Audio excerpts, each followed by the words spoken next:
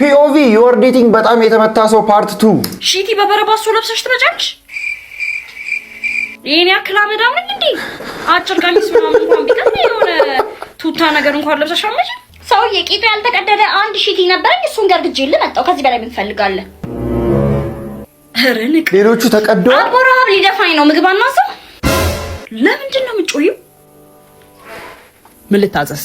ለኔ ጠቆር ያለ ማኪያቶና ተቆራጭ አምጣልኝ። ለኔ አንድ ስፔሻል በርገር ከቅቅል ጋር ታመጣልኝና 3 ስፔሻል ፒዛ ደግሞ ቴካዌ። እሺ እንዴ ይቻላል ወይ? አንዴ በኋላ እጠራለሁ። አስተናጋጁን ለምን ሰደድከው? 3 ስፔሻል ፒዛ ቴካዌ ነው ያልሽው? ጆሬ ነው። ጓደኞችሽን ይዘሽብኝ እንዳመጫላልከ እና ቤት ይዘሽላቸው ልትሄጂ ነው? አሁን ዴሊቨሪ እየጠበቁኝ ነው። እንዲህ ይቻላል እንዴ?